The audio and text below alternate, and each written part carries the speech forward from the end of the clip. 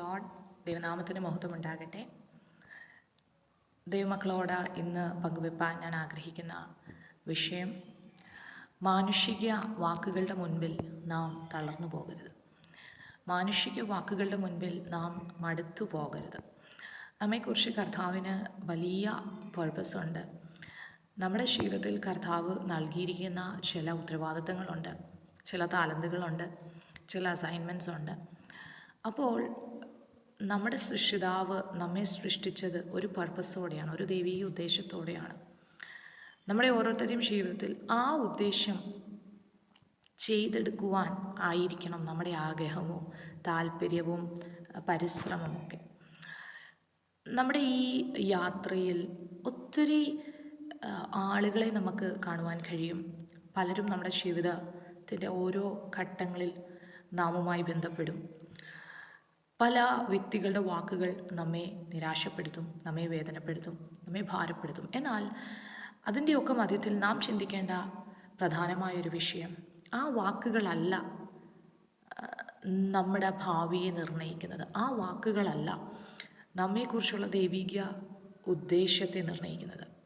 കർത്താവ് വെച്ചിരിക്കുന്ന ദൈവിക ഉദ്ദേശം തിരിച്ചറിയുക, അതിന് പ്രകാരം ചുവടുകൾ വെക്കുക, ദൈവത്തെ പ്രസാദിപ്പിക്കുക. അതായിരിക്കണം നമ്മുടെയൊക്കെ ജീവിതത്തിൻ്റെ ലക്ഷ്യം എന്നുള്ളത്, എയിം എന്നുള്ളത്. കർത്താവിനെ പ്രസാദിപ്പിക്കുക.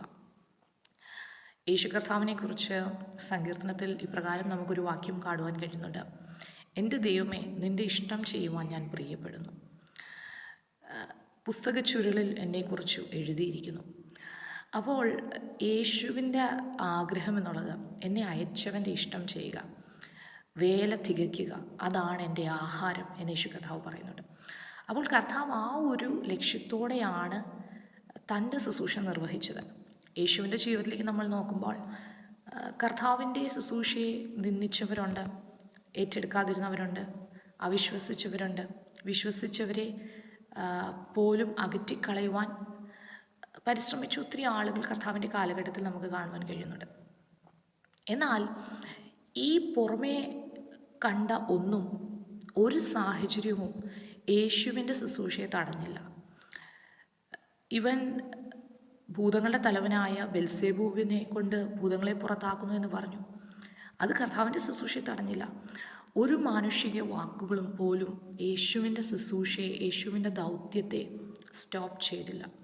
അങ്ങനെയെങ്കിൽ എന്നെ കേൾക്കുന്ന ദൈവമക്കളോട് എനിക്ക് പറയാനുള്ളത്, നമ്മുടെ ജീവിതത്തിൽ നാം നേരിടുന്ന നിന്ദകളും പരിഹാസങ്ങളും കുത്തുവാക്കുകളൊന്നും നമ്മുടെ അസൈൻമെൻറ്റിനെ